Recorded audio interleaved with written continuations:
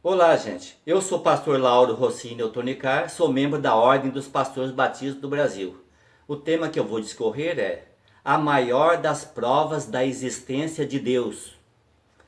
O apóstolo João, no seu evangelho, no capítulo 1, versos 1, 2 e o 14, descreve: No princípio era a palavra, e a palavra estava com Deus, e a palavra era Deus. Ela estava no princípio com Deus. E a palavra se fez carne e habitou entre nós, cheio de graça e de verdade, e vimos a sua glória, glória como do unigênito do Pai. A maior das provas da existência de Deus se dá pela razão, ou seja, a nossa capacidade de raciocinar e aprender, quando a razão é completada pela fé. A razão subsiste sem a fé, já a fé não se estabelece sem a razão. Em outras palavras, nós já nascemos com a razão, a capacidade de pensar e aprender. Já a fé, nós a adquirimos depois.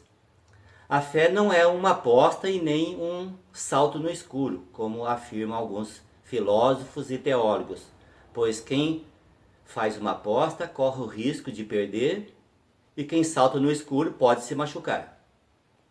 Mas a fé, conforme descreve, por exemplo, a Epístola aos Hebreus, capítulo 11, verso 1, é a certeza de coisas que se esperam, a convicção de fatos que não se veem. E o apóstolo Paulo nos ensina de onde vem a fé. Por exemplo, na sua Epístola aos Romanos, no capítulo 10, que diz: a fé vem pela pregação e a pregação pela palavra de Cristo. Portanto, a fé é uma doutrina exclusivamente bíblica, racional, perfeitamente compreensível e praticável. Todavia, a fé cristã não tem nada em comum com as crendices e dogmas estranhos, sem base, inventados por denominações religiosas e instituições, ou seja, aqueles ensinos e práticas que a Bíblia proíbe. E ainda, é com a fé fundamentada nas Escrituras que nós sentimos a Deus através do coração. E com a fé e a razão, comprovamos a existência de Deus através de sua revelação. E a revelação de Deus ao mundo se dá por três meios. Primeiro, pela revelação da própria natureza.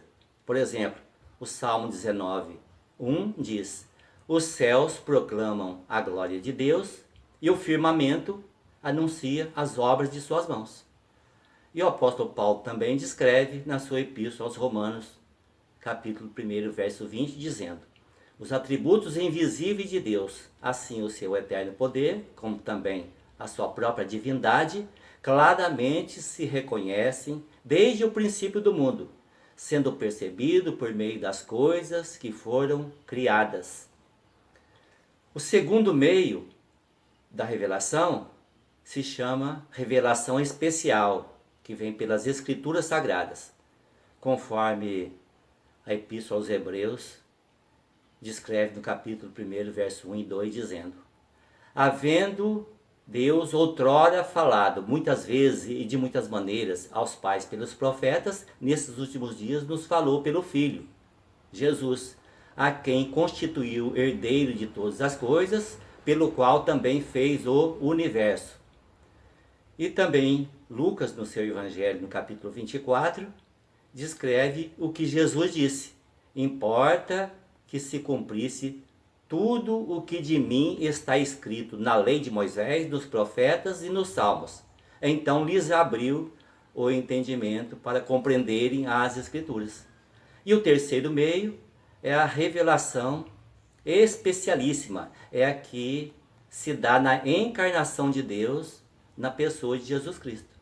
Por exemplo, o que lemos no início, quando o apóstolo João, no seu Evangelho, capítulo 1, verso 1, 2 e o 14, disse: no princípio era a palavra, e a palavra estava com Deus, e a palavra era Deus. Ela estava no princípio com Deus. E a palavra se fez carne e habitou entre nós, cheio de graça e de verdade, e vimos a sua glória. Glória como do unigênito do Pai. E o mesmo apóstolo João, no seu Evangelho, no capítulo 20, descreve: Na verdade, Jesus fez diante dos discípulos muitos outros sinais que não estão escritos neste livro. Estes, porém, foram registrados para que creais que Jesus é o Cristo e para que, crendo, tenhais vida em seu nome. E completando a revelação especialíssima, foi enviado o Espírito Santo de Deus em Pentecostes, 50 dias após a ressurreição de Jesus, conforme descreve o livro de Atos dos Apóstolos, no capítulo 2, versos 1, 2 e 4, dizendo: ao cumprir-se o dia de Pentecostes, estavam todos reunidos no mesmo lugar. De repente, veio do céu um som impetuoso e encheu toda a casa onde estavam assentados. Todos ficaram cheios do Espírito Santo e passaram a falar em outras línguas, segundo o Espírito concedia que falasse. Neste ponto, alguém poderia perguntar: e se não existisse a simbologia escrita? As provas da existência de Deus e a fé ficariam por conta da revelação só da natureza? Não, pois ficaríamos sabendo dos acontecimentos históricos sobre a vida e obra de Jesus Cristo, transmitidos via oral, passados de uma geração a outra geração, como foi desde os começos, onde não havia a simbologia escrita.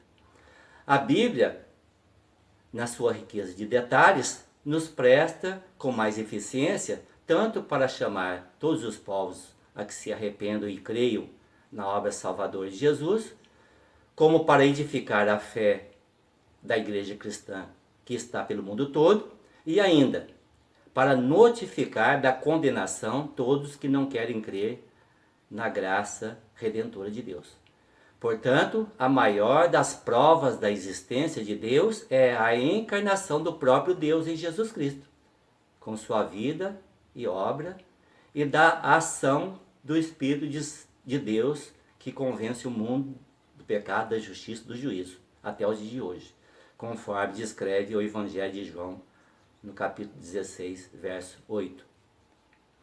Compartilhe esse vídeo com seus amigos, nos ajudem a promover o reino de Deus do mundo. Inscrevam-se no canal, digitem Pastor Lauro, entre parênteses, Batista. Nós agradecemos pela gentileza. E que a graça do nosso Senhor e Salvador Jesus Cristo seja com todos os que temem a Deus.